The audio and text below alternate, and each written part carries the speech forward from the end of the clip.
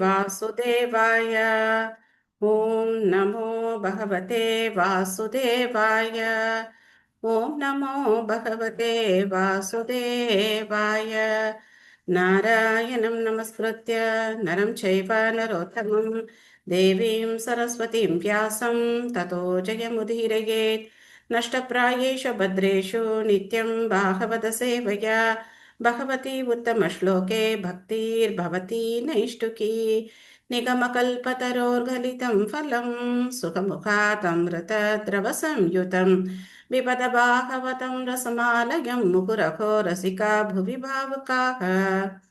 ॐ अज्ञानातिमिरान्धस्य ज्ञानाञ्जनशलाकया चक्षुरुन्मिलितं येन तस्मै श्रीगुरवे नमः। श्रीचैतन्यमनोभीष्टं स्थापितं येन भूतले स्वयं रूप कदा माह्यं ददाति स्वपदान्तिकं। वन्देऽहं श्रीगुरो श्रीयुतपदकमलं श्रीगुरून् वैष्णवांश्च श्रीरूपं साग्रजातं सहगण रघुनाथान्वितं तं सजीवम् साद्वैतं सावधूतं परिजनसहितं कृष्णचैतन्यदेवं श्रीराधा कृष्णपादान् सहगण ललिता श्रीविशाखान्वितांश्च। हे कृष्ण करुणा सिन्धो दीनबन्धो जगत्पते गोपेश गोपिकान्त राधाकान्त नमोऽस्तु ते।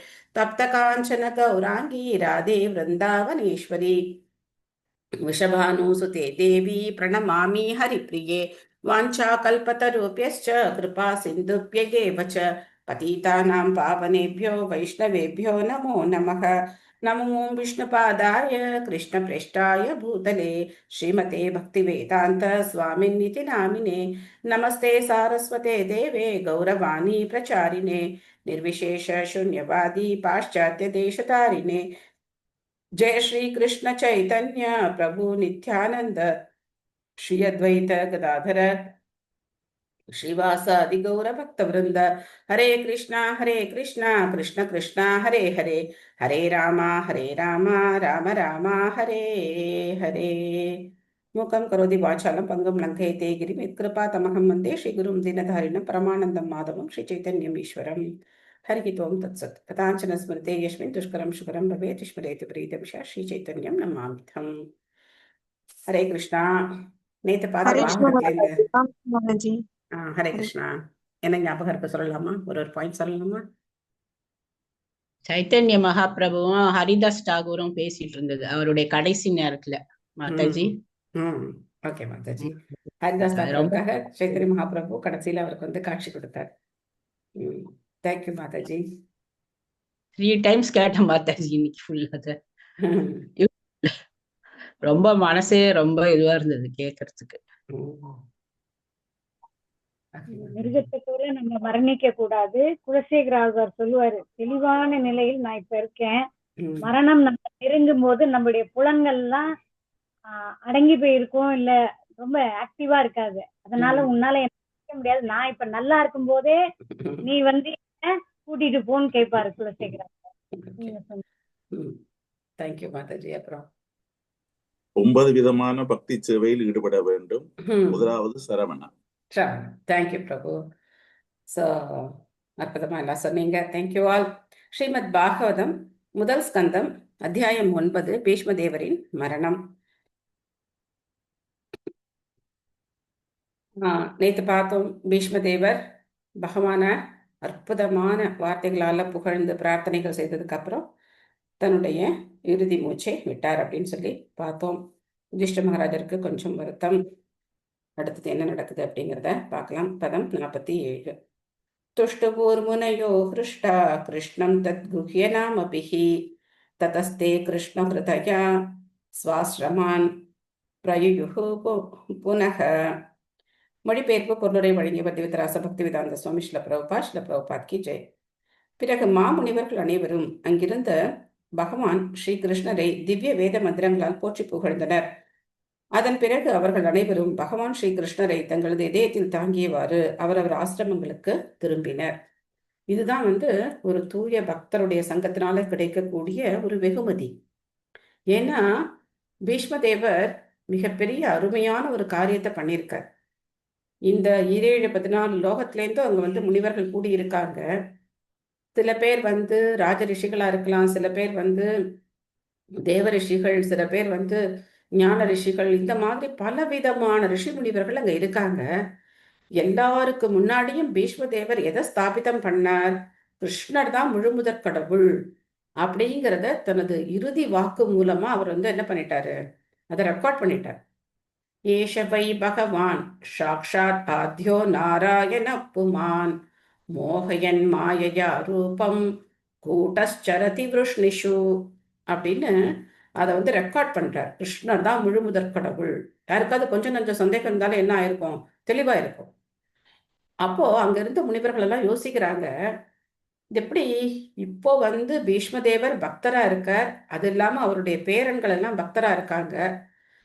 பீஷ்மதேவருடைய பிரார்த்தனையில பார்த்தோம் அப்படின்னா, தனக்கும் பகவானுக்கும் உள்ள உறவை சொல்லும் போது கூட அர்ஜுனனை உயர்த்தி வச்சு பேசினார் இல்லையா? அந்த போர்க்களத்துல நடந்த காட்சிகள், அர்ஜுனன் சின்ன பையன் பீஷ்மதேவரோட கம்பேர் பண்ணும்போது அவர் எத்தனை போர்க்களங்களை பார்த்தவர், எப்பேற்பட்ட ஒரு மகாஜனம்னு பார்த்தோம்.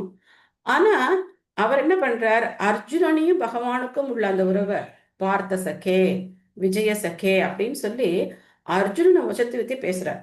அப்போ மற்றவங்க நினைக்கலாம், பாண்டவர்கள் ரொம்ப சிறந்த பக்தர்கள், அதனால அவங்களோட உறவு இவருக்கு இருக்கிறதுனால பகவான் இவர் முன்னாடி வந்திருக்கலாம். இவர் மரணம் அடைகிற நேரத்துல பகவான், ஏன்னா இவர் கேட்டுக்கிட்டார், பகவானே எனக்கு முன்னாடி நீங்க இருங்க அப்படின்னு சொல்லி ரொம்ப வேண்டி கேட்டுக்கிட்டார்.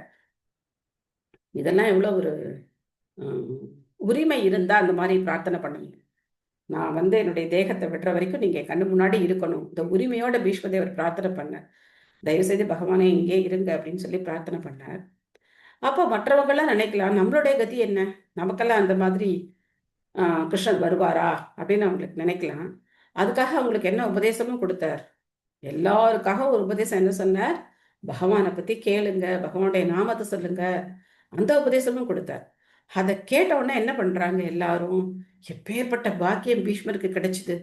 இந்த மாதிரி பக்தி பண்ணதுனால அவரால் வந்து தன்னுடைய இறுதி மூச்சை விடும்போது பகவான் கண்ணு முன்னாடி அவர் கேட்டதுக்காக பகவான் வந்து நின்று, ஏன்னா நினைச்சு பாருங்க, கிளம்பி போயிருந்தா எப்போ போயிருக்கலாம். அவர் குந்திமா வந்து உத்தரா போய் பிரார்த்தனை பண்றாங்க, அந்த பிரம்மாஸ்திரம் வருதுன்னு சொல்லிட்டு.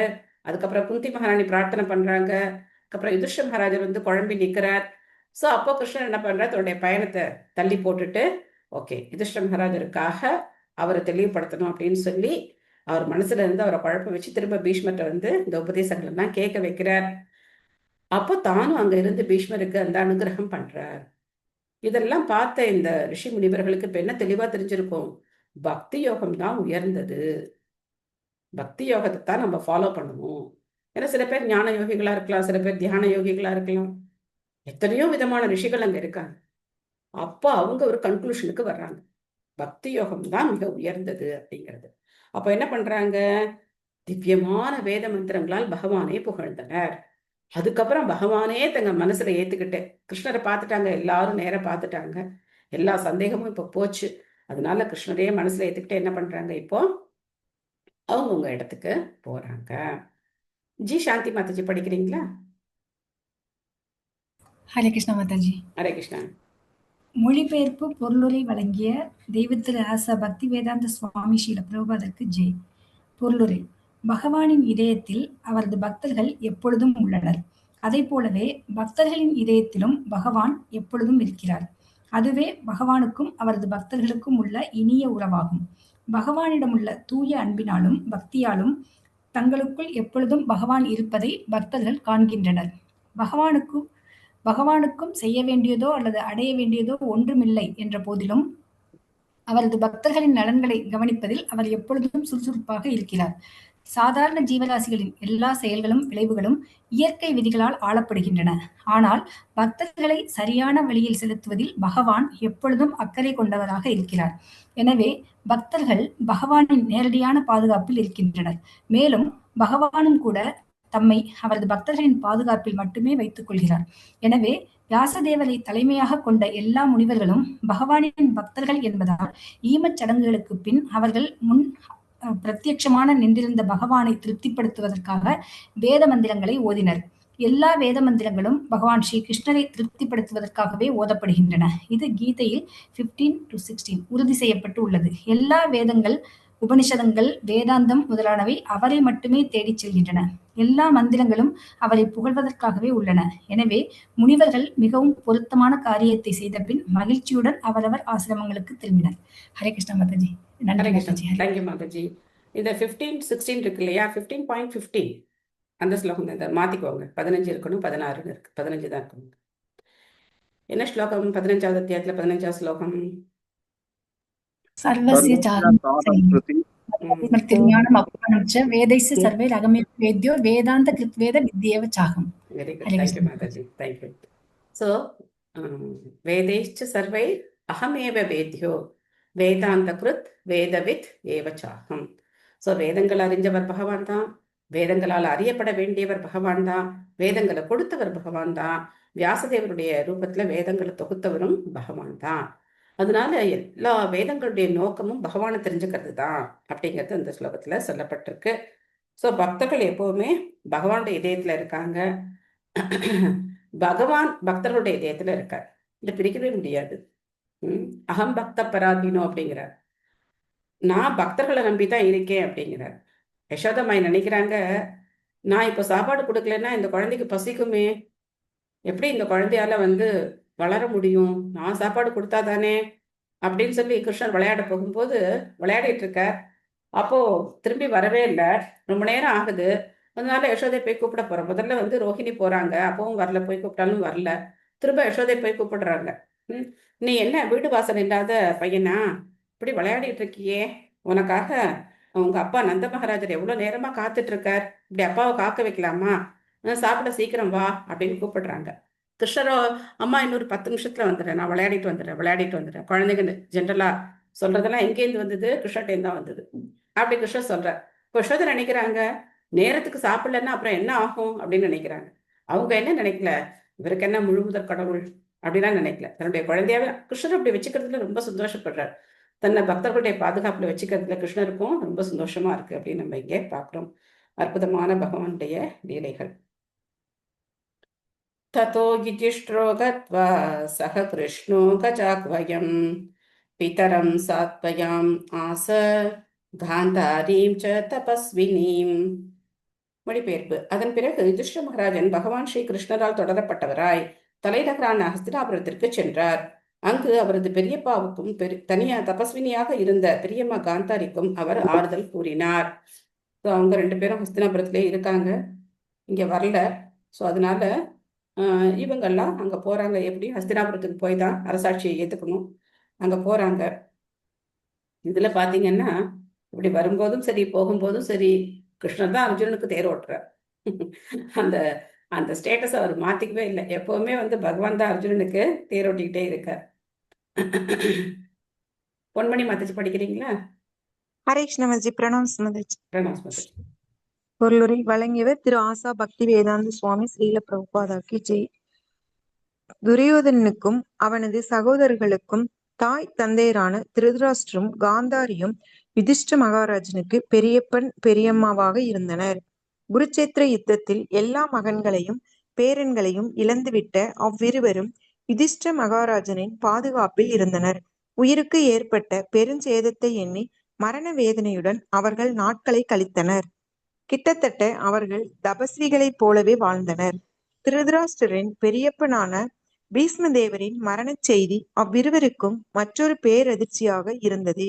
எனவே யுதிஷ்ட மகாராஜனின் ஆறுதல் அவர்களுக்கு தேவைப்பட்டது. தமது கடமையை உணர்ந்திருந்த யுதிஷ்ட மகாராஜன் உடனே ஸ்ரீகிருஷ்ணருடன் அங்கு விரைந்து சென்று உறவினர்களை பறிகொடுத்த திருதராஷ்டிரரிடம் அன்பான வார்த்தைகளை கூறி அவரை திருப்திப்படுத்தினார். கிருஷ்ணரும் அவருக்கு ஆறுதல் கூறினார். காந்தாரி விசுவாசமுள்ள மனைவியாகவும் அன்புள்ள தாயாகவும் வாழ்ந்த போதிலும் அவள் சக்தியுள்ள ஒரு தபஸ்வினியாகவே இருந்தாள். அவளுடைய கணவன் ஒரு குருடராக இருந்ததால் அவள் தன்னிச்சையாகவே தன் கண்களையும் கட்டிக்கொண்டதாக கூறப்படுகிறது. கணவனை முழுமையாக பின்பற்றுவதுதான் மனைவியின் கடமையாகும். காந்தாரி தன் கணவரிடம் மிகவும் உண்மையானவளாக இருந்ததால் அவரது நிலையான குருட்டுத்தன்மையை தானும் பின்பற்றினாள். எனவே செயலில் அவள் சிறந்த தபஸ்வினியாக இருந்தாள். மேலும் அவளது 100 மகன்களும் அவளது பேரன்களும் கூட மொத்தமாக கொல்லப்பட்டதால் பெண் ஒருத்திக்கு அது நிச்சயமாக பேரிழப்புதான். ஆனால் ஒரு தபஸ்வினியைப் போலவே இவ்வனைத்தையும் அவள் அனுபவித்தாள். காந்தாரி ஒரு பெண் என்ற போதிலும் ஒழுக்கத்தில் அவள் பீஷ்ம தேவரை விட சற்றும் குறைந்தவள் அல்ல. மகாபாரதத்தில் அவ்விருவருமே பிரசித்தமானவர்கள் ஆவர். ஹரே கிருஷ்ணா. தேங்க்யூ மதர்ஜி. ஹரே கிருஷ்ணா. காந்தாரி பார்த்தோம் அப்படின்னா பீஷ்மதேவரோட ஒப்பிட்டு சொல்லக்கூடிய அளவுக்கு மிகச்சிறந்த பதிவிரதையா இருக்காங்க. அதாவது திடமான உறுதி. அந்த உறுதியெல்லாம் இந்த கலியுகத்துல ஒருத்தருக்கு இருக்கிறது ரொம்ப ரொம்ப கஷ்டம். ரொம்ப ரொம்ப கஷ்டம். எப்படி இந்த மாதிரி வாழ்நாள் முழுக்க கண்ணை கட்டிக்கிட்டு எப்படி இருக்க முடியும்? ஏதோ ஒரு 5 நிமிஷம் 10 நிமிஷம் அப்படின்னா கொஞ்ச நேரத்துக்கு ஓகே. ஆனா வாழ்நாள் முழுக்க எதையுமே பார்க்காம அதெல்லாம் யோசிச்சு கூட நம்மளால பார்க்க முடியாது. நாமளும் உறுதி எடுத்துக்கிறோம். இப்போ நியூ இயர் வந்தா எல்லாரும் உறுதி எடுத்துப்பாங்க. இதை பண்ணணும், அதை பண்ணணும், இதை பண்ண போறேன், அதை பண்ண போறேன்னு. கடைசியில பார்த்தா ஒன்றும் நடந்திருக்காது. ஆனா அந்த நாள்லலாம் அந்த மன உறுதி அப்படிங்கிறது இருந்தது. அதனால பீஷ்மதேவரும் நைஷ்டிக பிரம்மச்சாரியா இருந்தார். பொதுவா கிரகஸ்தர்களா இருந்தாலும் கூட இந்த மாதிரி சரியான நோக்கத்துக்காக கணவன் மனைவி இணையிறது அது கூட பிரம்மச்சரியம் தான். அதுல தவறு கிடையாது. அப்படி இருக்கிறது கூட பிரம்மச்சரியம் அப்படிதான் சொல்லப்படுது. கிரகஸ்த பிரம்மச்சாரிகள் அப்படிதான் சொல்லப்படுறாங்க. சாஸ்திரங்கள்ல அது சொல்லப்பட்டிருக்கு. பித்ரா சானுமதோ ராஜ வாசுதேவானுமோதிதः சகார ராஜ்யம் தர்மேன பித்ரு பிதாமகம் விபுகு. இதன் பிறகு ராஜரிஷியான யுதிஷ்டிர மகாராஜன் அவரது பெரியப்பனின் அனுமதியுடன் பகவான் ஸ்ரீ கிருஷ்ணரால் ஊர்ஜிதப்படுத்தப்பட்ட சட்டங்களுக்கும் அரச நீதிக்கும் ஏற்ப உறுதியாக அரசாட்சியை நடத்தி வந்தார். பொருளுரை சித்ரா மாதாஜி படிக்கிறீங்களா? படிக்கிறேன் மாதாஜி. ஹரே கிருஷ்ணா மாதாஜி. ஹரே கிருஷ்ணா. மொழிபெயர்ப்பு பொருளரை வழங்கிய தெய்வ திரு ஆசா பக்திவேதாந்த சுவாமி பிரபுபாதருக்கு ஜெய்.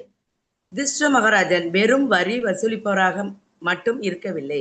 அரசன் என்ற முறையில் தமது கடமைகளில் அவர் கண்டிப்பாக இருந்தார். இந்த அரச பதவி ஒரு தந்தைக்கு அல்லது ஆன்மீக குருவிற்கு ஈடானதாகும். பிரஜைகளின் சமூக, அரசியல், பொருளாதார மற்றும் ஆன்மீக முன்னேற்றம் ஆகியவற்றை கவனித்துக் கொள்ள வேண்டியது அரசரின் கடமையாகும். பௌதீக வாழ்வில் பந்தப்பட்ட ஆத்மாவை விடுவிப்பதற்காகவே மனித வாழ்வு உள்ளது என்பதையும், மக்கள் இவ்வுயர்ந்த பூரணத்துவ நிலையை அடைவதற்கு உதவப்படுகிறார்களா என்பதையும் கவனித்துக் கொள்ள வேண்டியது தன் கடமை என்பதை அரசர் அறிந்திருக்க வேண்டும். யுதிஷ்டிர மகாராஜன் இக்கொள்கைகளை உறுதியாக பின்பற்றினார். அது மட்டுமல்லாமல் அரசியல் விவகாரங்களில் அனுபவம் உள்ளவரான அவரது வயது முதிர்ந்த பெரியப்பனிடமிருந்து இதற்கான அனுமதியும் பெற்றிருந்தார். பகவான் ஸ்ரீ கிருஷ்ணரும் அதை உறுதி செய்தார். யுதிஷ்டிர மகாராஜர் மிகச்சிறந்த அரசராக இருந்தார். இவரை போன்ற ஒரு பயிற்சி பெற்ற அரசரின் கீழுள்ள அரசாட்சி இக்காலத்து குடியரசை விட மிக மிக மிக சிறந்ததாகும். குறிப்பாக இக்கலியுக மக்கள் அனைவருமே சூத்திரர்களாகவே பிறக்கின்றனர்.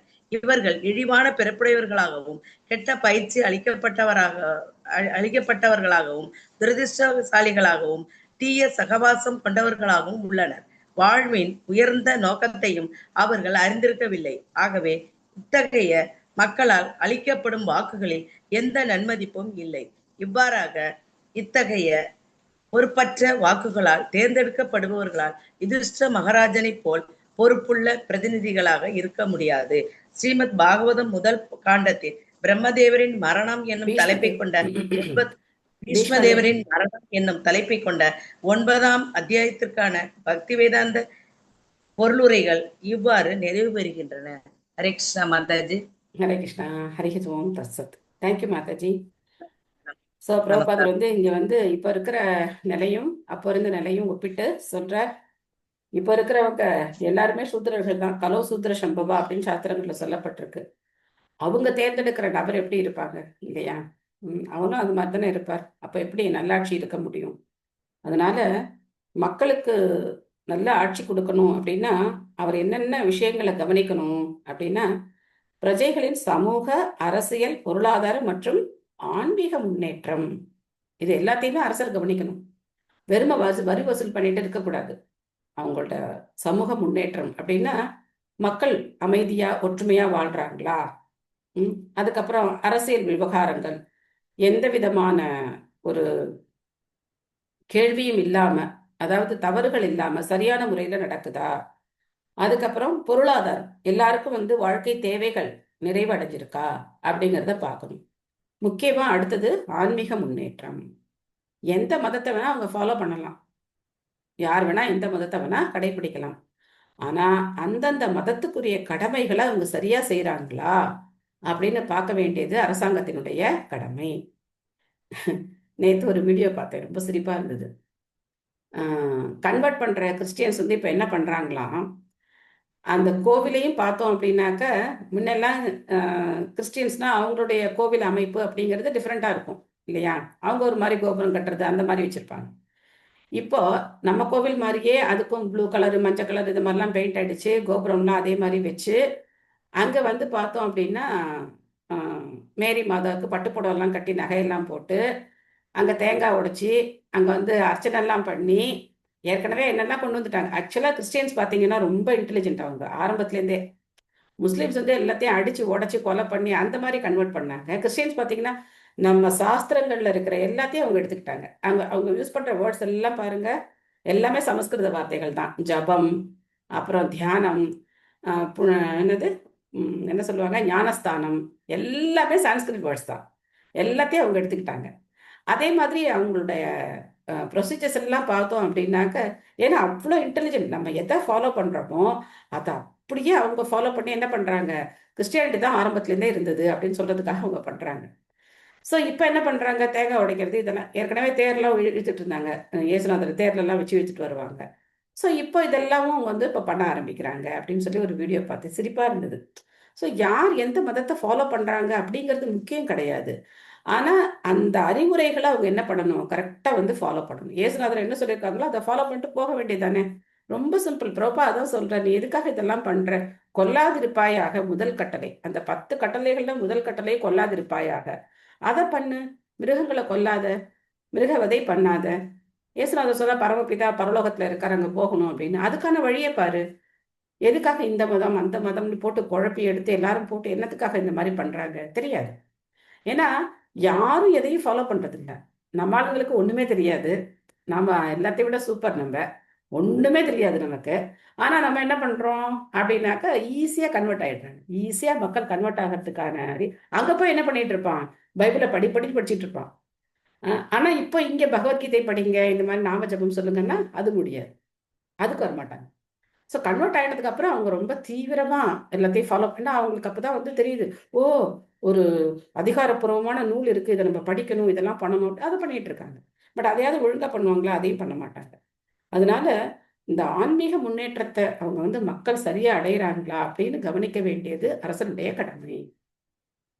யுதிஷ்டர் மகாராஜுடைய ஆட்சியில பார்த்தோம் அப்படின்னா ஏகாதசி அப்படின்னா நாடு முழுக்க எல்லாரும் ஏகாதசி ஃபாலோ பண்ணுவாங்க. எப்படி இருக்கும் நினைச்சு பாருங்க, எல்லாரும் ஏகாதசி ஃபாலோ பண்றது, எல்லாரும் வந்து நாம சங்கீர்த்தனம் பண்றது. அப்படி இருந்தா பிரச்சனைகளே இருக்காது, மினிமம் ஆயிடும். பிரச்சனைகள் எல்லாம் வரும், ரொம்ப குறைச்சலான அளவு இருக்கும், ஈஸியா தீர்த்துடலாம்.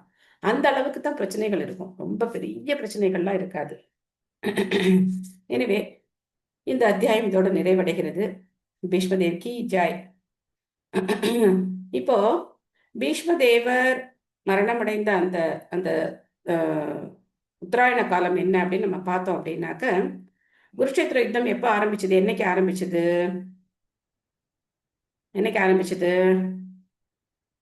கீதா ஜெயந்தி அன்னைக்கு ஆரம்பிச்சது. அன்னைக்கு தானே பகவத்கீதை சொன்னார், ஃபர்ஸ்ட் டே. ஸோ அன்னைக்கு தான் வந்து ஆரம்பிச்ச நாள். 18 நாள் யுத்தம் நடக்குது. 10வது நாள் பீஷ்மதேவர் அம்பு படுக்கையில விடுறார். அதுக்கப்புறம் அவர் வந்து ஒரு 48 நாள் இருக்கார் அப்படின்னு வச்சுக்கிட்டா கூட நமக்கு வந்து இது வந்து என்ன டைம் வரும் அப்படின்னாக்கா கிட்டத்தட்ட மகர சங்கராந்தி அன்னைக்கு வரும். அதாவது நம்ம பொங்கல் கொண்டாடுறோம் இல்லையா, அந்த நாள்ல தான் இது வரும். பீஷ்மதேவர் தன்னுடைய தேகத்தை விடுற நாள் வந்து மகர சங்கராந்தி நாள்ல தான் வரும். இல்லை ஒரு நாள் இன்னொரு நாள் முன்ன பின்ன வரலாம், அந்த கேல்குலேஷன் வச்சு பார்த்தோம் அப்படின்னாக்க. ஸோ அந்த நாட்கள் எல்லாம் நம்ம என்ன நினைக்கணும் அப்படின்னா, இந்த மாதிரி மிகப்பெரிய பக்தர்களையும் மனசுல நினைச்சு நம்ம பிரார்த்தனைகளை அவங்களுக்கு செலுத்தணும். ரொம்ப முக்கியமான ஒரு விஷயம். அடுத்த அத்தியாயம் போலாம். இந்த அத்தியாயத்துல இருக்காது ஏதாவது கேள்விகள் சந்தேகங்கள் ஏதாவது இருக்கா?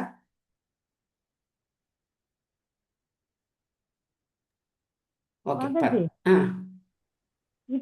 இப்ப வந்து திருதராஷ்டிரருக்கும் காந்தாரிக்கும் இவங்க பஞ்சபாண்டவர் மேல பொறாம இதெல்லாம் இல்ல.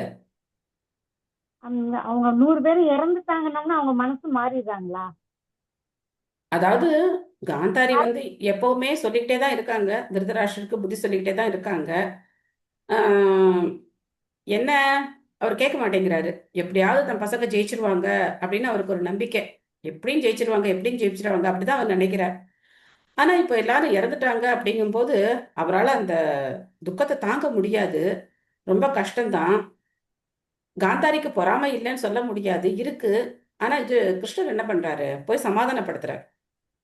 முத நாளே போயிட்டார் இல்லையா, போய் அவங்கள வந்து இந்த 100 மகன்கள் இறந்த உடனே, அந்த யுத்தம் முடிஞ்ச உடனே போய் அவங்கள போய் சமாதானப்படுத்துறாரு. ஏன்னா இவங்க வரும் காந்தாரி மட்டும் கண்ணை திறந்து பார்த்தாங்கன்னா இந்த 5 பேரும் என்ன ஆகுங்கன்னு சொல்ல முடியாது. அந்த அளவுக்கு அவங்க கண்கள்ல சக்தி இருக்கு. ஸோ அதனால கிருஷ்ணர் போய் சமாதானப்படுத்துறார். ம் வியாசர் இருக்கார். வியாசர் எப்பவுமே அவங்களுக்கு வந்து நல்ல அறிவுரைகளை சொல்லிக்கிட்டே தான் இருக்கார் வியாசர். பட் அவங்க கேட்கறது இல்லை. வியாசரும் அவங்களுக்கு பெரியப்பா ஆகணும், அவரும் போய் சொல்றார், கேட்கறது இல்லை அவங்க. ஆனா இப்போ கடைசியில இந்த 12 வருஷம் அவங்க காட்டுல இருந்த போது குந்தி மகாராணி எங்க இருந்தாங்க, இவங்களோட தான் இருந்தாங்க, அரண்மனையில தான் இருந்தாங்க. அவங்க அப்ப காட்டுக்கு போகல, குந்தி மகாராணி அப்ப காட்டுக்கு போகல. அதனால அந்த குடும்பத்துக்குள்ள ஒரு ஒற்றுமையும் இருக்கு, அதே சமயத்துல பேராசை. அவங்களுக்குள்ள ஒற்றுமை இருக்கு, இல்லாம இல்லை. அந்த அளவுக்கு ஒரு விரோதம் கிடையாது. ஆனா திருதராஷ்டிரனுடைய பேராசை, துரியோதனுடைய பேராசை அவங்க அழிவுக்கு காரணமாயிடுச்சு. பகவானுடைய வார்த்தைகளை அவங்க கேட்கல.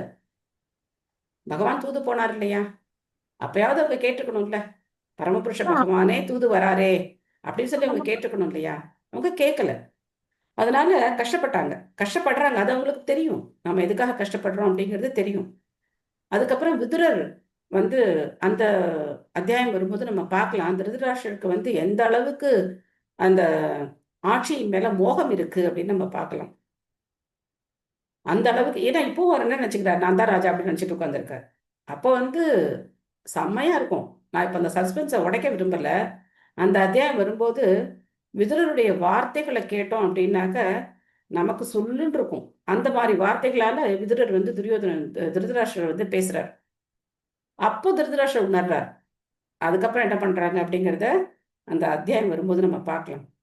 ரொம்ப நல்லா இருக்கும் அந்த அத்தியாயம். விதுரருடைய போதனைகள் ரொம்ப நல்லா இருக்கும். மாதாஜி, ஹரே கிருஷ்ணா மாதாஜி. ஹரே கிருஷ்ணா. ஆக்சுவலா பீஷ்மர் வந்து இந்த 18 நாள்ல தானங்க மாதாஜி விஷ்ணு சஹஸ்ரநாமம் எழுதுனதா சொல்றாங்க. 18 நாள்ல கிடையாது, அவர் வம்பு படுக்கையில இருக்கும்போது அவர் சொல்றார். ஓ, ம். அது எப்படிங்க மாதாஜி, அது ஒரே நாள்ல சொல்லி எழுதுறாங்களா? இப்ப நம்மளுக்கு இது பாத்தீங்கன்னா 18 நாள் நடந்தது, 18 அத்தியாயம் அப்படி சொல்றீங்க இல்லைங்களா மாதாஜி? நான் எப்ப அப்படி சொன்னேன்? பகவத்கீதை மாதாஜி. என்ன புரிஞ்சுக்கிறீங்க? இல்ல 18 டேஸ் நடந்தது இல்லைங்களா Mataji? C, Bhagavad Gita first day கிருஷ்ணர் உபதேசம் பண்றார். போர் ஆரம்பிக்கிறதுக்கு முன்னாடி பகவத்கீதைய 18 அத்தியாயமும் ஒரே நாள்ல உபதேசம். 45 நிமிஷம் தான் பகவத்கீதை பகவான் பேசினது. 18 சாப்டர்ஸும் 45 மினிட்ஸ்ல பகவான் பேசி முடிச்சிட்டார். ஒரு நாள் ஒவ்வொரு அத்தியாயம் எல்லாம் பேசல. நான் நினைச்சுக்கிட்டேன் 18 நாள் போரும் 18 நாளுக்கு நடந்தது 18 சாப்டர் நினைச்சேன் மாதாஜி. ஓகே. Don't speculate. என்ன சொல்றேன்னா கரெக்டா அண்டர்ஸ்டாண்ட் பண்ணிக்கோங்க. நல்ல வேலை கேட்டீங்க.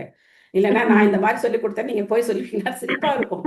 இல்ல மாதாஜி, நானே நினைச்சுக்கிட்டதுதான், அதனால கேக்குறேன். ஃபர்ஸ்ட் டே இவர் கிருஷ்ணர் அர்ஜுனர் சொல்றார், சேனையோர் உபயோர் மத்தியே ரதம் ஸ்தாபயமே அச்சுத அப்படின்னு சொல்றார். 2 படைகளுக்கு நடுவுல என்னோட தேரை கொண்டு போய் நிறுத்துங்க அப்படின்னு சொல்றார்.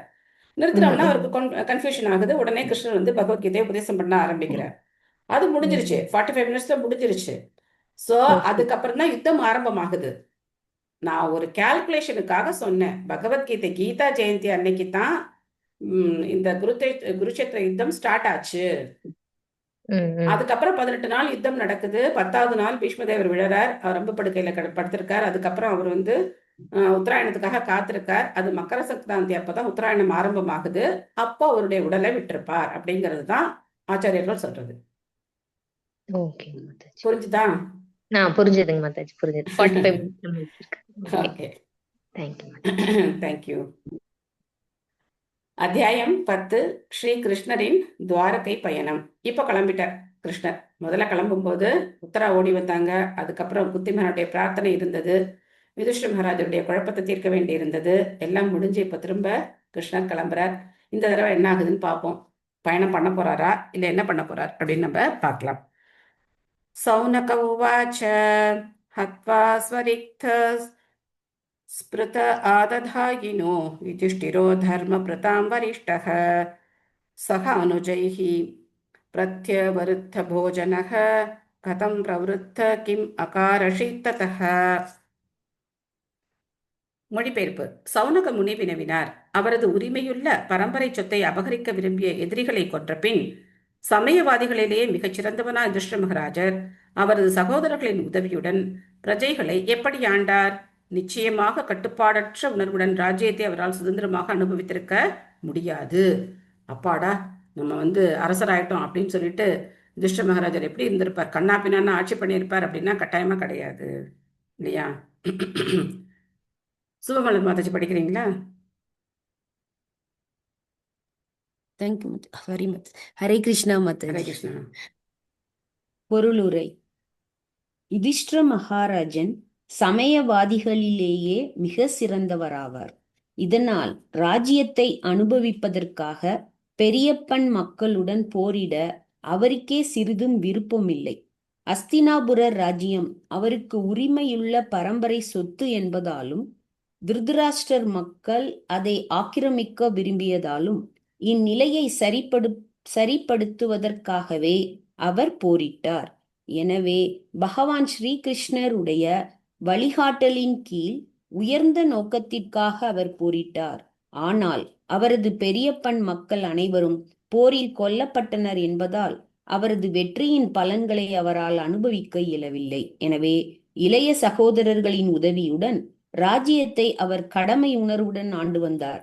ராஜ்யத்தை அனுபவிக்கும் வசதிகள் இருந்தும் அதை செய்யாத யுதிஷ்டிர மகாராஜனின் நடத்தையை பற்றி அறிய விரும்பிய சௌனக ரிஷியின் கேள்வி முக்கியமானதாகும். ஹரே கிருஷ்ணா ஹரே மாதாஜி. கிருஷ்ணா. தேங்க்யூ மாதாஜி. அர்ஜுனனும் இதே தான் சொல்றார். பகவத்கீதையோட முதல் அத்தியாயத்துல சொல்றார், இந்த ராஜ்யம் கிடைச்சு எங்களால என்ன அனுபவிக்க முடியும்? எங்களுடைய உறவினர்கள் எல்லாரையும் கொண்டதுக்கு அப்புறம் எப்படி அந்த ராஜ்ய சுகத்தை எங்களால அனுபவிக்க முடியும் அப்படின்னு கேட்கிறார். ஆனா இந்த காரணங்களுக்காக தர்மத்தை நிலைநாட்டாம இருக்கிறது என்னது மிகப்பெரிய தவறு.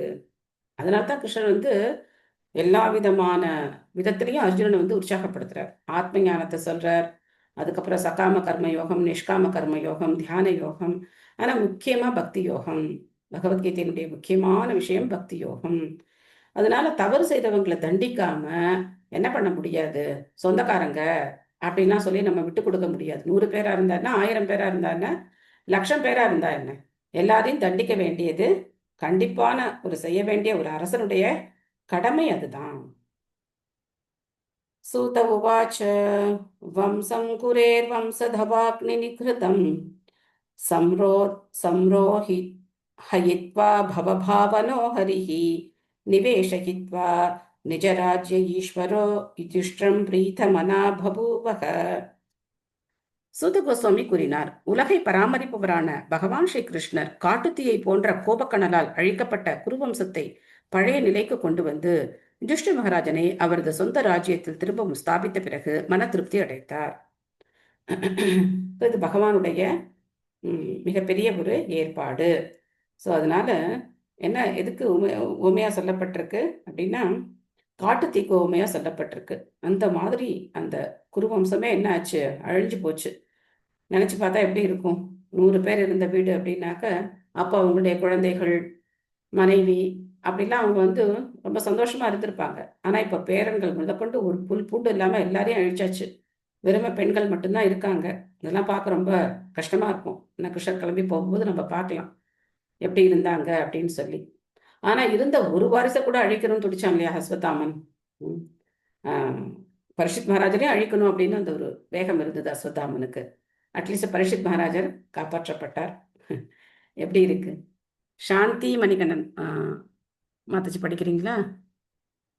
ஹரே கிருஷ்ணா மாதாஜி. ஹரே கிருஷ்ணா. ஸ்ரீல பிரபுபாதருக்கு ஜெய். இவ்வுலகம் மூங்கில் புதர்களின் உராய்வினால் உண்டாகும் காட்டுத்தீயுடன் ஒப்பிடப்படுகிறது.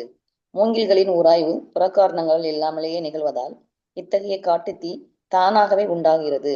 அதை போலவே ஜட உலக அடக்கியால ஆசைப்படுவோர்களின் கோபமான மோதல்களில் போர் நிகழ்கிறது. இப்போர் தேவையற்ற ஜனத்தொகையை அழைத்து விடுகிறது. இவ்வாறு நிகழும் யுத்தங்களில் பகவானுக்கு எவ்வித சம்பந்தமும் இல்லை. ஆனால் சிருஷ்டியை காப்பதற்காக பொதுமக்கள் சரியான தன்னுறவு பாதையை பின்பற்ற வேண்டும் என்று பகவான் விரும்புகிறார். ஜீவராசிகள் ஆன்மீக உலகிற்கு ஏற்றம் பெற இது உதவும். துன்பத்தில் ஆழ்ந்துள்ள ஜீவராசிகள் தன்னிடம் திரும்பி வந்து மூவகையான பௌதிக துன்பங்களிலிருந்து விடுபட வேண்டும் என்று பகவானின் மாய சக்தியினால் சுமத்தப்படும் பெரும் வேண்டும் வேதனைகளை என்று பகவான் விரும்புகிறார். இந்நோக்கத்திற்காகவே சிருஷ்டி முழுவதும் திட்டமிடப்பட்டு உள்ளது. இதை அறியாதவர்கள் பகவானின் மாயா சக்தியினால் சுமத்தப்படும் பெரும் வேதனைகளை ஜட உலகில் அனுபவிக்கின்றனர். மேல படிங்க மாதாஜி. ஓகே என்று பகவான் மாய சக்தியினால் சுமத்தப்படும் பெரும் வேதனைகளை சட உலகில் அனுபவிக்கின்றனர். எனவேதான் தகுதியுள்ள தனது பிரதிநிதி உலகை ஆள வேண்டும் என்று பகவான் விரும்புகிறார்.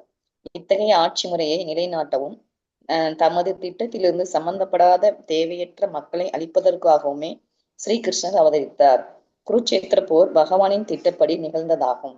இதனால் விரும்பத்தக்காதவர்கள் உலகிலிருந்து வெளியேற்றப்பட்டு அவரது பக்தரின் தலைமையில் அமைதியான ஒரு ராஜ்யத்தை நிறுவ இயலும்.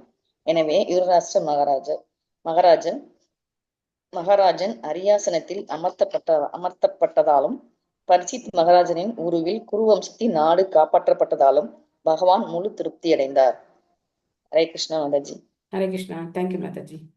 ஸோ இந்த சிருஷ்டியுடைய நோக்கம் என்ன அப்படிங்கிறது இந்த பொருளையில பிரபுபாதர் சொல்றார். அதாவது நாம இந்த 3 வகையான துன்பங்கள், அத்தியாத்மிக, அதிபௌதிக, அதிதெய்வீக, இந்த 3 வகையான கிளேஷங்கள்லேருந்து விடுபட்டு பகவானுடைய ராஜ்யத்துக்கு திரும்பி போகணும். அதுதான் திட்டம். இந்த படைப்பினுடைய நோக்கம் அதுதான். அந்த திட்டத்தை நிறைவேற்றுறதுக்கு யாரெல்லாம் இடைஞ்சலா இருக்காங்களோ, யாரெல்லாம் ஒரு நெற்பயிர் விளையும் போது அந்த வயல்ல களைகள் இருக்கு, அந்த களைகளை பிடுங்காம என்ன ஆகாது, பயிர் விளையாது இல்லையா? அந்த களை எடுத்தாதான் பயிருக்கு எல்லா சக்தியும் போகும், தண்ணி போகும். இல்லைன்னா நம்ம போடுற சத்தெல்லாம் களை சாப்பிட்டு அது எப்படி இருக்கும், அது பெருசா வளர்ந்துருக்கும். கடைசியில நமக்கு விளைச்சல் அப்படிங்கிறது குறைஞ்சு போயிடும். அதனால அந்த களைகளை எடுக்க வேண்டியது ரொம்ப அவசியம். கலியுகத்துல பார்த்தோம் அப்படின்னாக்க நெற்பயிரே இல்லை, ஃபுல்லா களைகளா தான் இருக்கு. அப்போ எடுக்கணும்னு சொன்னா என்ன பண்ணணும்? எல்லாரையும் அழிக்கணும். அதனாலதான் பகவான் சைத்தன்ய மகாபிரபுவா வந்தார். அவர் கையில ஆயுதம் எதுவும் கிடையாது. சைத்தன்ய மகாபிரபுவோடைய ஆயுதம் நாம சங்கீர்த்தனம், ஹரிநாம சங்கீர்த்தனம் அப்படிங்கிற ஆயுதத்தை கொண்டு இந்த நோக்கத்தை நிறைவேற்றிக்கிறார். நாம சங்கீர்த்தனத்தினால பிரேம நாம சங்கீர்த்தனம், அதுவும் ரொம்ப பகவத் பிரேமையை கொடுக்கக்கூடியது ஹரே கிருஷ்ண மகாமந்திரம். அதை கொண்டு நம்ம மனங்களை மாத்துறார். நம்மளை கொள்றது இல்ல, நம்ம மனங்களை மாத்துறார். அப்போ அந்த மனமாற்றம் ஏற்படலை அப்படின்னா அது பக்தியே கிடையாது. மனமாற்றம் தான் பக்தி. நான் இந்த உலகத்தை அனுபவிக்கிறதுக்காக இங்க வந்திருக்கேன் அப்படிங்கிற அந்த எண்ணத்திலேருந்து நம்ம மாறி, இந்த உலகம் நான் அனுபவிக்கிறதுக்காக கிடையாது, நான் திருந்தறதுக்கான இடம், நான் திருந்த வேண்டிய இடம், நான் திருந்தறதுக்கு ஒரு வாய்ப்பு கொடுத்துருக்கார் பகவான் அப்படின்னு எப்போ நம்ம உணர்ந்து திருந்துறோமோ அப்போ என்ன ஆகுது? மனமாற்றம் ஏற்படுது. இல்லைன்னா மனமாற்றம் ஏற்படலைன்னு வச்சுக்கோங்களேன், அது பக்தியே கிடையாது. நம்ம எப்போ போலவே இருக்கோம், எந்த மாற்றமும் நம்ம கிட்ட இல்லை அப்படின்னா அது என்ன கிடையாது? பக்தி கிடையாது. நம்ம வெளிப்பார்வைக்கு பூஜை பண்ணலாம், சாண்டிங் பண்ணலாம், இதெல்லாம் பண்ணலாம். ஆனால் அந்த உணர்வு மாற்றம் ஏற்படணும். கண்டிப்பா இந்த இடத்துல என்னோட இடம் கிடையாது, இது நான் அனுபவிக்கக்கூடிய இடம் கிடையாது, நான் பகவான்கிட்ட திரும்ப போறதுக்கான வாய்ப்புக்காக இந்த இடம் எனக்கு கொடுக்கப்பட்டிருக்கு அப்படிங்கறத நாம புரிஞ்சுக்கணும். அடுத்த ஸ்லோகம் போலாம். நிஷம்ய பீஷ்மோக்தம் அதாச்சுதோக்தம் பிரவருத்த விஜான விதூத விப்ரமஹ சசாச காம் இந்திர இவாஜிதாஸ்ரயக பரித்யபாந்தம் அனுஜானுவர்த்திதக. பீஷ்மதேவரும் வெல்ல முடியாதவரான பகவான் ஸ்ரீ கிருஷ்ணரும் பேசியதை கேட்டு ஞானோதயம் பெற்ற யுதிஷ்டிர மகாராஜனின் எல்லா சந்தேகங்களும் தீர்த்து விட்டதால் அவர் அறிவுபூர்வமான விவகாரங்களில் தன்னை ஈடுபடுத்தி கொண்டார். இவ்வாறாக அவரது இளைய சகோதரர்கள் அவரை பின்தொடர பூமியையும் கடல்களையும் அவர் ஆட்சி புரிந்தார். மொத்த பூமியும் யுதிஷ்டிர மகாராஜர் ஆட்சி பண்றார். அது மட்டும் இல்லாம கடல்களுக்கும் சேர்த்து அவர் தான் அரசரா இருக்கார். இதுக்கு முன்னாடி அவருக்கு ரொம்ப அந்த கில்ட்டி கான்சியஸ் இருந்தது. நான் அரசனாகணும் அப்படிங்கிறதுக்காக இத்தனை பேரை கொல்லணுமா அப்படின்னு சொல்லி அவர் ரொம்ப வருத்தப்பட்டு இருந்தார், நம்ம பார்த்தோம். ஆனா இப்போ பீஷ்மதேவர் அறிவுரை சொல்லியிருக்கார், பகவானும் அறிவுரை பண்ணியிருக்கார். எல்லார்ட்டேருந்து தௌமியர் ரொம்ப முக்கியமான ஒரு ரிஷி, அவங்க கூடவே இருந்தவர், அவரும் அறிவுரை சொல்லியிருக்கார். வியாசர் அறிவுரை சொல்லியிருக்கார். எல்லாத்தையும் கேட்டு இப்ப தெளிவடைஞ்சிட்டார் யுதிஷ்டிர மகாராஜர். இது பகவானுடைய ஏற்பாடு, பகவானுடைய கையில நான் ஒரு கருவியா செயல்படணும் அப்படிங்கிறதுலாம் அவருக்கு புரிஞ்சிருச்சு. அதனால தன்னுடைய கடமை என்னவோ அந்த கடமையை இப்போ ரொம்ப சரியான முறையில அவர் செய்யறார். மைத்திலி மாதாஜி படிக்கிறீங்களா? ஹரே கிருஷ்ண மாதாஜி. ஹரே கிருஷ்ணன். மொழிபெயர்ப்பு பொருளுரை. ஷீலப்பிரபாக்கு ஜெய். முதல் பிள்ளையாக பிறந்ததால் அடையும் சொத்துரிமை எனப்படும் இக்காலத்து ஆங்கிலேய சட்டம் அக்காலத்தில் யுதிஷ்ட மகாராஜன் பூமியையும் கடல்களையும் ஆண்டு வந்த காலத்திலேயே காணப்பட்டது. அக்காலத்தில் யுதிஷ்ட மகாராஜனின் பேரனான பரீட்சித் மகாராஜன் காலம் வரை இப்பொழுது புது டெல்லியின் ஒரு பகுதியாக இருக்கும் ஹஸ்தினாபுரத்தின் அரசர் உலக பேரரசராக இருந்தார். யுதிஷ்ட மகாராஜனின் இளைய சகோதரர்கள் அவரது மந்திரிகளாகவும் சேனாதிபதிகளாகவும் இருந்தனர். மேலும் பூர்ண சமய பற்று கொண்ட அரசரின் சகோதரர்களுக்கிடையில் முழு ஒத்துழைப்பு இருந்தது. யுதிஷ்ட மகாராஜன் பூமியை ஆழ்வதற்குரிய மிகச்சிறந்த அரசராகவும் பகவான் ஸ்ரீ கிருஷ்ணரின் பிரதிநிதியாகவும் இருந்தார். அவர் சொர்க்க லோகங்களை ஆளும் பிரதிநிதியாக உள்ள இந்திரனுடன் ஒப்பிட தகுந்தவராவார். இந்திரன், சந்திரன், சூரியன், வருணன் மற்றும் வாயுவை போன்ற தேவர்கள் பிரபஞ்சத்தில் உள்ள வெவ்வேறு கிரகங்களை ஆளும் பகவானின் பிரதிநிதிகள் ஆவார். அதை போலவே பூமியை ஆண்டு வந்த யுதிஷ்ட மகாராஜனும் அவர்களில் ஒருவர் ஆவார். யுதிஷ்ட மகாராஜன் அரசியல் ஞானத்தை பெறாத இக்காலத்து குடியரசுகளின் தலைவர்களை போன்ற ஒருவர் அல்ல. யுதிஷ்டர் பீஷ்ம தேவராலும் பகவானாலும் உபதேசிக்கப்பட்டு இருந்தார். எனவே எல்லா விஷயங்களிலும் அவர் பூர்ண அறிவை பெற்றிருந்தார். இக்காலத்தில் தேர்ந்தெடுக்கப்படும் அரசியல் தலைவர்களுக்கு அரசருக்குரிய சக்தி இல்லை என்பதால் அவர் ஒரு கைப்பாவையை போன்றவர் ஆவார். அவர் யுதிஷ்ட மகாராஜனை போல் ஞான ஒளி பெற்றவராக இருந்தாலும் அரசாங்கத்தின் சட்டத்திட்டங்களுக்கு அவர் உட்பட்டவராக இருப்பதால் அவரது சொந்த விருப்பத்துடன் அவரால் எதையும் செய்ய முடியாது. எனவே கருத்து வேறுபாடுகளால் அல்லது மற்ற சுயநல உபதேசங்களால் பூமியில் உள்ள பல நாடுகள் சண்டையிட்டுக் கொள்கின்றன. ஆனால் யுதிஷ்ட மகாராஜனை போன்ற ஓர் அரசருக்கு தனிப்பட்ட சொந்த கருத்து கிடையாது. ஆனால் பகவானின் உபதேசங்களையும் அவரது பிரதிநிதியும் அங்கீகரிக்கப்பட்ட அதிகாரியுமான பீஷ்மதேவரின் உபதேசங்களையும் அவர் பின்பற்ற வேண்டியிருந்தது. ஒருவர் சுயநல உத்தேசமும் சொந்த அபிப்பிராயமும் இல்லாமல் உயர்ந்த அதிகாரிகளையும் பகவானையும் பின்பற்ற வேண்டும் என்று சாஸ்திரங்கள் உபதேசிக்கின்றன. எனவே யுதிஷ்ட மகாராஜன் பின்பற்றிய கொள்கைகள் தவறற்றவையும் அனைவருக்கும் பொருந்தக்கூடியதாகவும் ஆகும் என்பதால் கடல்கள் உள்பட உலகம் முழுவதுமே அவரால் ஆள முடிந்தது. பரிபூர்ணமான அதிகாரியை பின்பற்றுவதால் மட்டுமே உலகில் ஒரே ஆட்சி முறையை உருவாக்க முடியும். அனைவருக்கும் பொருந்தக்கூடிய திட்டத்தை குறையுடைய ஒரு மனிதனால் உண்டாக்க முடியாது.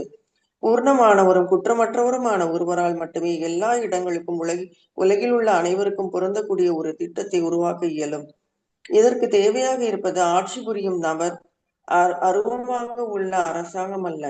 அந்த நபர் பூர்ணமாக இருந்தால் அரசாங்கமும் பூர்ணமாகத்தான் இருக்கும்.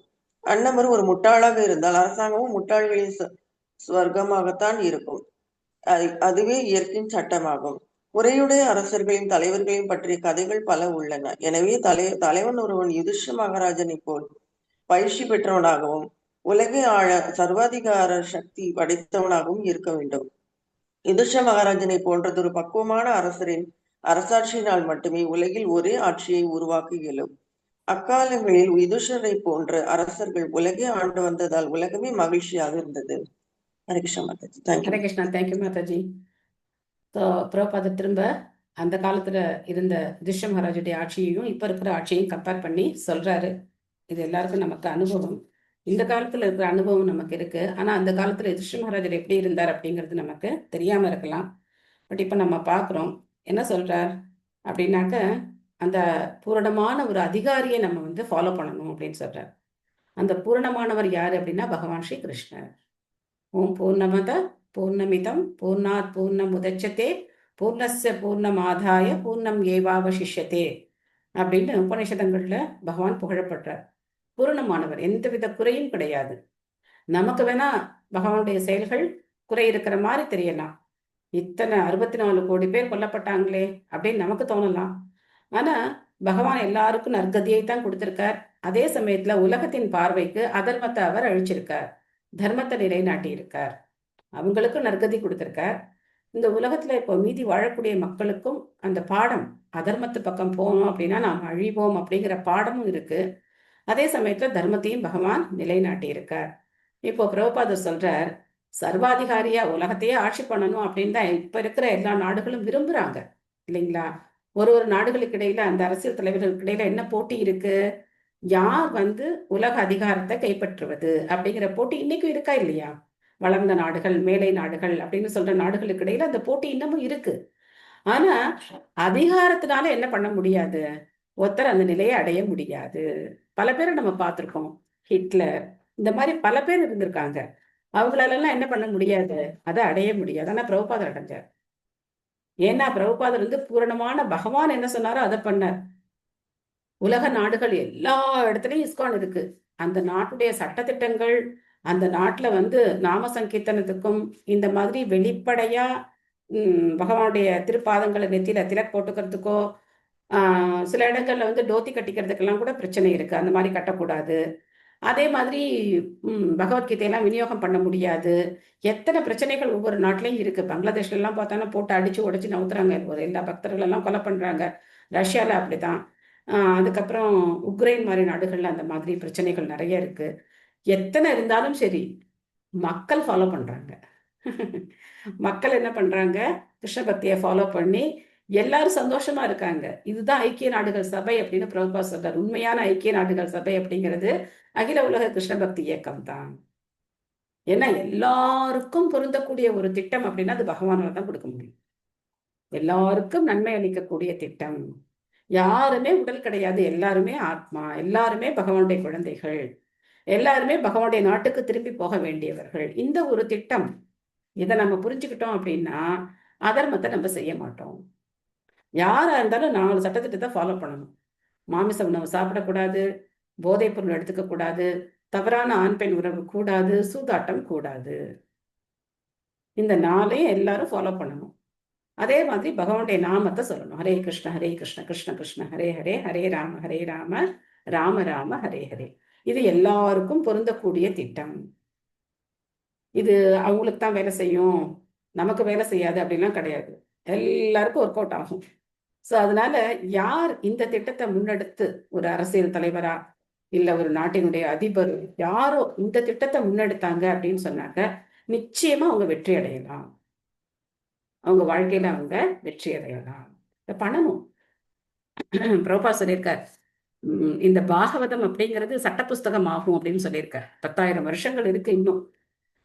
இந்த சைத்தன்ய மகாபிரபுடைய இயக்கம் இந்த உலகத்துல இன்னும் 10,000 வருஷங்கள் கண்டிப்பா இருக்கும். 500 வருஷங்கள் தான் ஆயிருக்கு சைத்தன்ய மகாபிரபு அவதாரம் பண்ணி. இன்னும் பாக்கி வருஷங்கள் இருக்கு. அப்போ அந்த 10,000 வருஷத்துக்குள்ள கண்டிப்பா ஸ்ரீல பிரபுபாதருடைய இந்த ஸ்ரீமத் பாகவதம், பகவத்கீதை சட்ட புஸ்தகங்களா ஆகும். எல்லாரும் இதை படிப்பாங்க. இதை படிச்சு ஆட்சி எப்படி நடக்கணும் அப்படின்னு தெரிஞ்சு நடந்துக்குவாங்க. அந்த காலம் கண்டிப்பா வரும். நாம அப்போ எப்படி இருப்போமோ தெரியாது, ஆனா கண்டிப்பா அது நடக்கும். காமம் பவர்ஷபர்ஜன்ய சர்வ காம துகாமஹி சிஷிக்ஷும ரஜான் காவக பயசாதவோ சாதவஸ்வதீர் முதா. எப்படி இருக்கு யுதிஷ்டிர மகாராஜனுடைய ஆட்சி அப்படின்னு பார்க்கலாம்.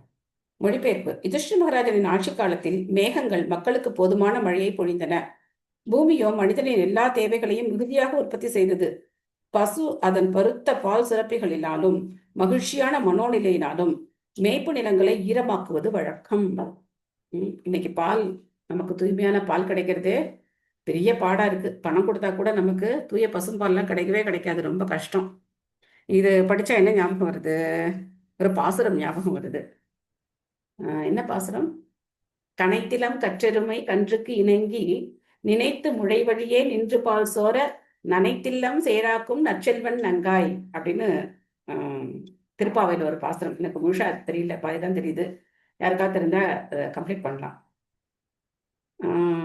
நனைத்தில்லம் சேராக்கும். ஹரே மாதாஜி, நான் பாடுறேன் மாதாஜி. பாடுங்க. கனைத்திலம் கற்றெருமை கன்று கீரங்கி நினைத்து மூளை வழியே நின்று பால் சோர அனைத்திலும் சேராக்கும் நற்செல்வன் தங்காய் பனித்தலை வீழ நின் வாசல் கடை பற்றி சினத்தினால் தென்னிலங்கை கோமானை செற்ற மனத்து கீனி யானை பாடவும் நிவாய் திரவாய் இனித்தான் எழுந்தீராய் ஈரன பேருரக்கம் அனைத்திலத்தாரும் அறிந்தேலோரிம் பாவா. ஹரே கிருஷ்ண தேங்க்யூ மாதாஜி. மாதாஜி. தேங்க்யூ மாதாஜி. ஹரே கிருஷ்ணா. அருமையா பாடுறீங்க மாதாஜி. ரொம்ப நல்லா இருந்தது. தேங்க்யூ மாதாஜி. அருமை அருமை. ஸோ யுதிஷ்ட மகாராஜுடைய ஆட்சி எப்படி இருக்கு பாருங்க. மகிழ்ச்சியான மனோநிலையில இந்த பசுக்கள் என்ன செய்யுது, மேய்ப்பு நிலங்களை தன்னுடைய பால் சொரிந்து நினைக்குதான். அதான் அந்த பாசுரத்திலேயே சொல்லியிருக்காங்க. கனைத்திலம் கற்றெருமை கன்றுக்கு இறங்கி நினைத்து முளை வழியே நின்று பால் சோர நனைத்தில்லம் சேராக்கும் நற்செல்வன் நங்காய் அப்படின்னு பாடுறாங்க. அது ஆட்சி, அரசர் அப்படிங்கிறவர் அப்படி ஆட்சி பண்ணார் அப்படின்னா எல்லா வளங்களும் கிடைக்கும். பூமி தாய் தன்னுடைய எல்லா வளங்களையும் கொடுப்பாங்க. பசு அபேண்டண்டா பால் கொடுக்கும். எல்லா இடத்துலேருந்து எல்லாமே கிடைக்கும். எதுக்காக நமக்கு பஞ்சம், பட்னி, நோய் இதெல்லாம் எதுக்காக வருது அப்படின்னாக்க மக்கள் யாரும் பக்தர்களா இல்லை. பக்தர்களா இருந்தாங்க அப்படின்னா பூமி தாய் ரொம்ப சந்தோஷப்படுவாங்க. எல்லாத்தையும் கொடுப்பாங்க. யார் படிக்கணும் இன்னும்? செல்வகுமாரி மாதாஜி படிக்கிறீங்களா? மாதாஜி படிக்கிறேன். ஹரே கிருஷ்ணா. ஹரே கிருஷ்ணா.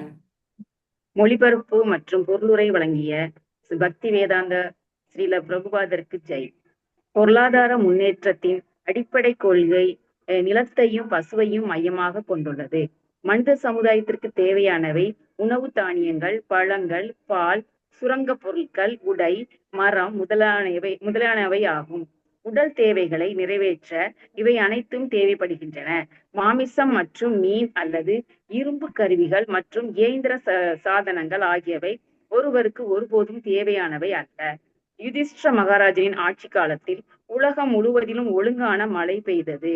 மழை மனித கட்டுப்பாட்டில் இல்லை. பகவானின் தொண்டரும் ஸ்வர்கராஜனுமான இந்திரன் தான் மழைக்கு அதிபதி ஆவார். அரசரும் அவரது பிரஜைகளும் பகவானுக்கு கீழ்ப்படிந்து நடக்கும் பொழுது ஒழுங்கான மழை பொழிகிறது. மேலும் நிலத்திலும் உற்பத்தியாகும் எல்லா வகையான விளைச்சல்களுக்கும் இந்த மழைகளே காரணமாகும். ஒழுங்கான மழைகள் போதுமான தானியங்கள் மற்றும் பழங்கள் ஆகியவற்றின் உற்பத்திக்கு உதவியாக உள்ளன. ஆனால் அவை வானியல் சக்திகளுடன் கலக்கும் பொழுது ஏராளமான விலை உயர்ந்த கற்களும் முத்துக்களும் உற்பத்தியாகின்றன. தானியங்களும் காய்கறிகளும் மனிதனுக்கும் மிருகங்களுக்கும் உணவளிக்க போதுமானவை ஆகும். மேலும் தடித்து கொழுத்த பசு ஒன்று ஒரு மனிதனுக்கு தேவையான தேக பலத்தையும் உற்சாகத்தையும் அளிப்பதற்கு போதுமான பாலை வழங்குகிறது. போதுமான பால், தானியங்கள், பழங்கள், பருத்தி, பட்டு மற்றும் ஆபரணங்கள் ஆகியவை இருக்குமானால் மக்கள் திரைப்படம், விலைமாதர் இல்லம், கசாப்பு கடைகள் போன்றவைகளை ஏன் தேடி செல்கிறார்கள்? சினிமா, வாகனங்கள், ரேடியோ, மாமிசம் மற்றும் தங்கும் விடுதிகள் ஆகியவற்றை கொண்ட செயற்கையான சுகபோக வாழ்வுக்கு என்ன தேவை உள்ளது? இத்தகைய நாகரிகம் தனிநபர்களுக்கும் நாடுகளுக்கும் இடையில் சண்டைகளை தவிர வேறு எதையாவது உண்டாக்கியுள்ளதா? இத்தகைய நாகரிகம் ஆயிரக்கணக்கான மனிதர்களை நரகம் போன்ற தொழிற்சாலைகளுக்கும் போர்க்களங்களுக்கும் அனுப்புவதன் மூலம் சமத்துவத்தையும் சகோதரத்தன்மையையும் எப்பொழுதாவது வளர்த்துள்ளதா? பசுக்கள் மகிழ்ச்சியாகவும் அவற்றின் மடிகள் கொழுத்தும் இருந்ததால் அவை மேய்ப்பு நிலத்தை பாலால் ஈரமாக்கின என்று இங்கு கூறப்படுகிறது. எனவே நிலத்தில் போதுமான அளவுக்கு புல்லை வளர்த்து பசுக்களுக்கு தீனி போடுவதன் மூலமாக அவற்றிற்கு பாதுகாப்பு அளிக்க வேண்டாமா? மனிதன் ஏன் சுயநல நோக்கங்களுக்காக பசுக்களை கொல்ல வேண்டும்? அவன் ஏன் தானியங்கள், பழங்கள் மற்றும் பால் ஆகியவற்றை கொண்டு திருப்தி அடையக்கூடாது?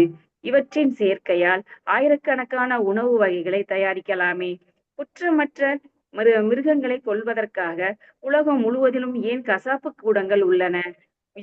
யுதிஷ்ட மகாராஜனின் பேரனான பரீட்சித்து மகாராஜன் அவரது பரந்த ராஜ்யத்தில் சுற்றுப்பிரயாணம் செய்த பொழுது கருப்பு நிற மனிதன் ஒருவன் ஒரு பசுவை கொல்ல முயல்வதை கண்டார்.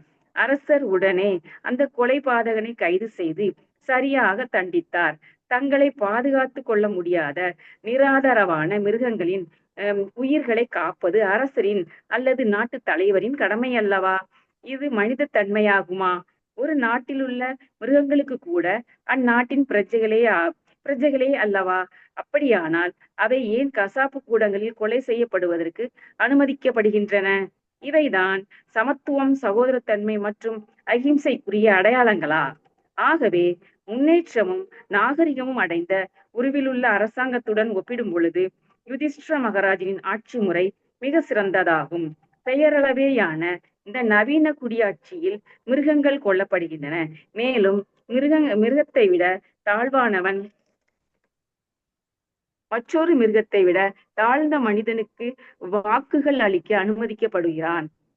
நாம் அனைவரும் ஜட இயற்கையின் சிருஷ்டி பொருட்களாவோம். எல்லா உருவங்களிலும் உள்ள அனைத்து ஜீவராசிகளுக்கும் ஜட இயற்கை தாய் என்றும் பகவான் வித்தளிக்கும் தந்தை என்றும் பகவத்கீதை கூறுகிறது.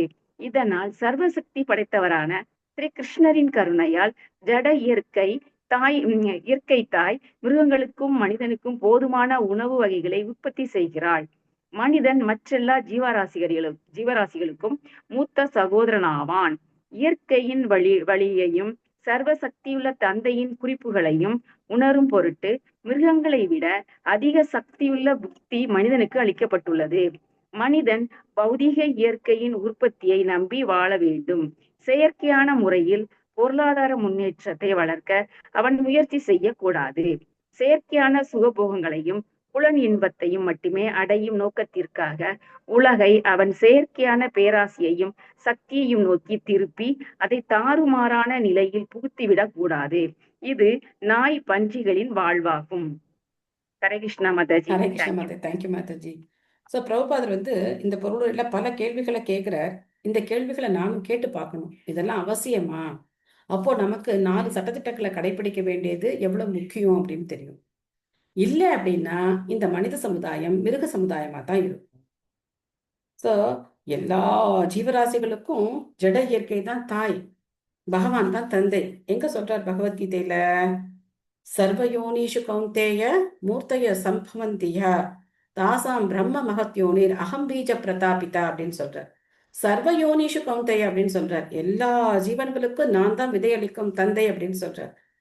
அப்போ இந்த பூமி தாய் எல்லா ஜீவன்களுக்கும் என்ன பண்றாங்க? பிறப்பிடமா இருக்காங்க. அப்படி இருக்கும்போது 6 அறிவு படைத்த மனிதன் மற்ற மிருகங்கள் தங்களுடைய சகோதரனா பார்க்கணும்.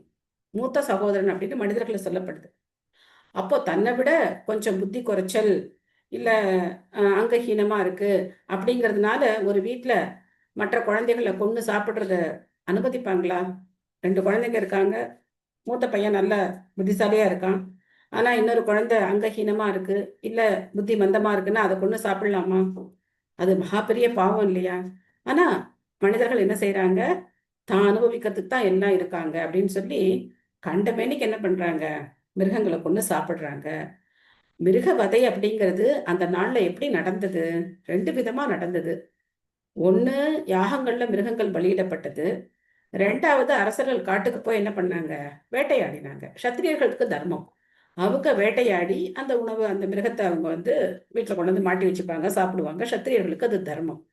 ஆனா பிராமணர்களோ வைசியர்களோ அவங்க எல்லாரும் மிருகங்களை, பிராமணர்களுக்கு மற்ற குலத்துக்கு அந்த விஷயங்களை அவங்க கற்றுக் கொடுக்க வேண்டியது அவங்களுடைய கடமை. வைசியர்கள் பசுவை பாதுகாக்கணும். பிரபா சொல்றார், பசுவுடைய பால் மூலமா கிடைக்கக்கூடிய கொழுப்பு மனிதனுக்கு போதுமானது. அதை தவிர அந்த மாமிசத்தை சாப்பிட்டு அதுல வர்ற கொழுப்பு அவனுக்கு தேவை கிடையாது. அந்த பசுவை கொல்றவங்க பசுவுடைய அந்த உடல்ல இருக்கிற ஒரு ரோமம், அந்த ஒரு ரோமத்துக்கே அவங்க 10,000 வருஷம் நரகத்துல இருக்கணும். ஒரு ரோமத்துக்கு அவங்க 10,000 வருஷம் நரக வாழ்க்கையை அனுபவிக்கணும். ஆனா இன்னைக்கு நடக்கிற பசுவதை பார்த்தோம் அப்படின்னாக்க நம்ம மெயின் ரோட்ல எல்லாம் போகும்போது பார்க்கலாம். அந்த லாரியில அதுக்கப்புறம் அந்த வண்டியில எல்லாம் என்ன பண்ணியிருப்பாங்க? பசுமாடை மொத்தமா ஏற்றி அதை நிற்க கூட அதுக்கு இடம் இருக்காது. அந்த மாதிரி ஏற்றி அதை வந்து கசாப்பு கடைக்கு வந்து அதை கூட்டிகிட்டு போயிட்டு இருப்பாங்க. அந்த காட்சியை நம்ம பார்க்கலாம். ரொம்ப பாவமாக இருக்கும். வாயில்லா ஜீவன்கள் என்ன பாவம் பண்ணிச்சு இல்லையா? நமக்கு பால் கொடுக்க போய் நமக்கு நன்மை பண்ணி போன அந்த பசுக்களை கொண்டு சாப்பிட்றது எந்த விதத்துலையும் நியாயம் கிடையாது.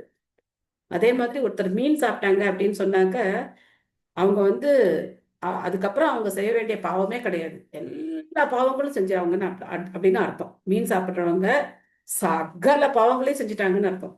பிராமணன் பண்ண பாவத்திலேருந்து என்னென்ன பாவம் இருக்கோ எல்லா பாவம் செஞ்சுட்டாங்கன்னு அர்த்தம் மீன் சாப்பிட்றேன். ஸோ அதெல்லாம் இன்னைக்கு பெரிய தொழிலா இருக்கு, மிகப்பெரிய தொழில்.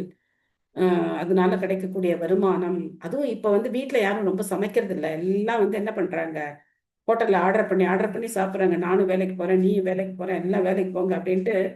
அதனால இப்போ என்ன ஆச்சு, இந்த வாங்கி அதை சுத்தம் பண்ணி சமைக்கிற வேலையெல்லாம் இல்லை. எல்லாம் ஆர்டர் பண்ணி எல்லா நேரமும் நான்வெஜ் சாப்பிட்ற மாதிரி ஆயிடுச்சு. இப்போ பார்த்தீங்கன்னா மக்களுடைய வாழ்க்கை நிலை ரொம்ப மோசமான ஒரு நிலையை நோக்கி இன்னைக்கு போயிட்டு இருக்கு. இந்தியாவோட நிலைமை ரொம்ப மோசமா போயிட்டு இருக்கு. வெளிநாடுகள்ல அந்த மாதிரி வாழ்க்கை வாழ்றாங்க அப்படின்னா இந்தியாவில் கொஞ்சம் கலாச்சாரம் இருந்தது. இப்போ இளம் பெண்கள் எல்லாம் ரொம்ப புரட்சி பண்ண ஆரம்பிச்சிட்டாங்க. நாங்கெல்லாம் எதுக்கு சமைக்கணும், இதெல்லாம் யார் பண்ணுவா, நாங்களும் வேலைக்கு போவோம், படிச்சிருக்கோம், வேலைக்கு போவோம் அப்படின்னு சொல்லி வேலைக்கு போயிட்டு என்ன பண்றாங்க, ஆரோக்கியம் கெட்டு போச்சு. எல்லாம் கெட்டு போய் பாவ வாழ்க்கையில ரொம்ப உற்சாகமா மக்கள் ஈடுபட்டு இருக்காங்க. இதையெல்லாம் குறை சொல்றது நம்மளுடைய வேலை கிடையாது. இதையெல்லாம் பார்க்கும்போது நமக்கு என்ன தோணணும் அப்படின்னாக்கா, இந்த பிரச்சாரத்தை அதிகம் பண்ணணும். யாரையும் குறை சொல்லி என்ன பண்ண முடியாது, திருத்த முடியாது.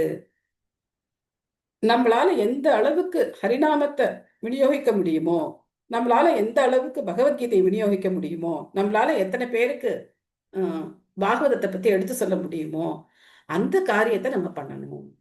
அப்போ ஆட்டோமேட்டிக்கா எந்த நிலையில இருந்தாலும் கொஞ்சம் கொஞ்சமா மனம் திருந்துவாங்க. நம்ம அவசரப்படக்கூடாது. நாம சொல்லி பார்த்தா யாரும் கேட்க மாட்டேங்கிறாங்க, உடனே நம்ம வந்து ஆரம்பிச்சிடக்கூடாது.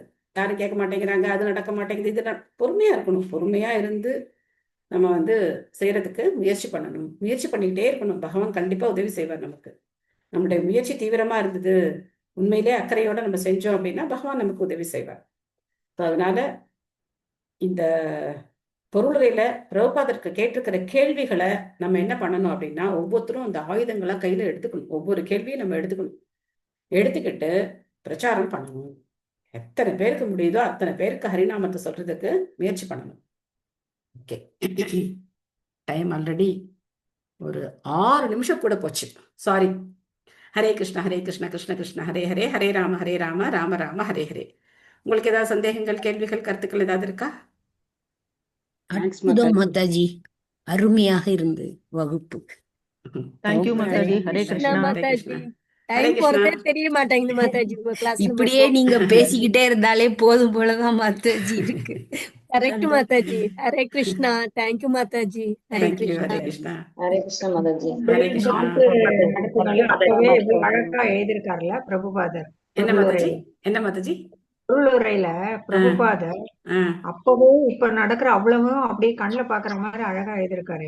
ஆமா ஆமா, கண்டிப்பா நடந்துட்டு இருக்கு.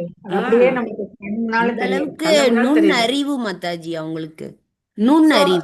இந்த இந்த இந்த பாகவதம் பொருளுரை எழுதும்போது பிரபுபாதர் இந்தியால தான் இருக்கார். இது இஸ்கான் அப்படிங்கிற இயக்கம் ஆரம்பிக்கல. இன்னும் சொல்ல போனா பிரபுபாதர் இந்த பொருளுரை எல்லாம் எழுதும்போது அவர்கிட்ட ஒரு பைசா கூட பணம் கிடையாது. ஆனா உலகத்துக்கே அவர் வந்து அறிவுரை சொல்றார். ரொம்ப அது நாளைக்கு நான் அதை எக்ஸ்பிளைன் பண்றேன், எப்படி பிரபுபாதர் இந்த பொருளுரைகளை எழுதினார். படிக்கும்போது எவ்வளவு அழகா இருக்கு கேக்குறதுக்கு. என்ன அழகா சொல்றார், உனக்கு வந்து பால், தானியம், பட்டு, ஆபரணங்கள், ஏன்னா மழையினால முத்து, மாணிக்கம், மரகதம் எல்லாமே கிடைக்குமா. அப்படி கிடைக்கும் போது நீ எதுக்காக இந்த மாதிரி தேவையில்லாம பாவ காரியங்கள்ல ஈடுபடும்? மக்களுக்கு சஃபிஷியண்டா எல்லாம் கிடைச்சது அப்படின்னா ஏன் திருட போறான் ஒருத்தர்? இந்த செல்போன் கலாச்சாரம் எப்ப வந்ததோ அப்பல இருந்து என்னாச்சு, எல்லாமே ஜாஸ்தி ஆயிடுச்சு. கெட்ட காரியம் எல்லாமே ஜாஸ்தி ஆயிடுச்சு. நல்ல காரியம் நம்ம பண்றோம், இந்த மாதிரி ஆன்லைன்ல படிக்கிறது இதெல்லாம் நம்ம பண்ணிட்டு இருக்கோம். ஆனா வெளி உலகம் அப்படிங்கிறது ரொம்ப மோசமான நிலையில இருக்கு. கொடுமையாவே.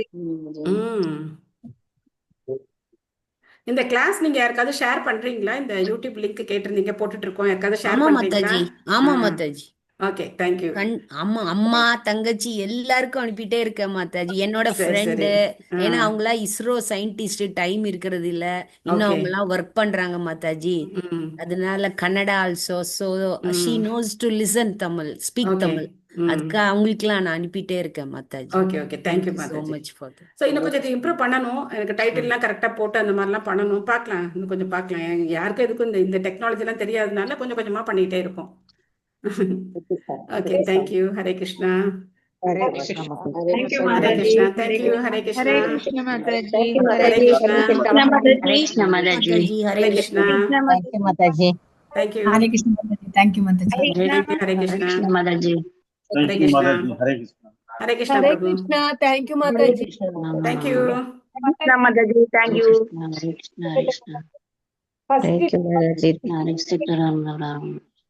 மம்தா மாதாஜி ஏதோ சொல்றீங்களா? ஹரே கிருஷ்ண மாதாஜி. First day second day speech எல்லாம் இருந்தது இல்ல மாதாஜி, ஆமா. அத யூடியூப்ல நான் அப்லோட் பண்றதுக்காக சாஃப்ட்வேர்ல மெர்ஜ் பண்ண பார்த்தேன். ரொம்ப டைம் எடுக்குது மாதாஜி. ஒரு ஒரு ஸ்பீச் ரெடி பண்ண 1 ஹவருக்கு மேல ஆகுது. நான் கஷ்டப்பட்டு பண்ணேன். ஆனா நீங்க வந்து ஃபர்ஸ்ட் டேவே யூடியூப்ல போட்டுட்டு இருக்காங்க உங்களுது. ஆமா, அப்புறமா ஃபர்ஸ்ட் டே போட்டாங்க மாதாஜி. அதுக்கப்புறம் என் தம்பி வந்தாரு. அவர் அன்னைக்கு இங்க லஞ்சுக்காக வந்தாரு. சொன்னேன் இந்த மாதிரி கேக்குறாங்க அப்படின்னு சொன்னேன்.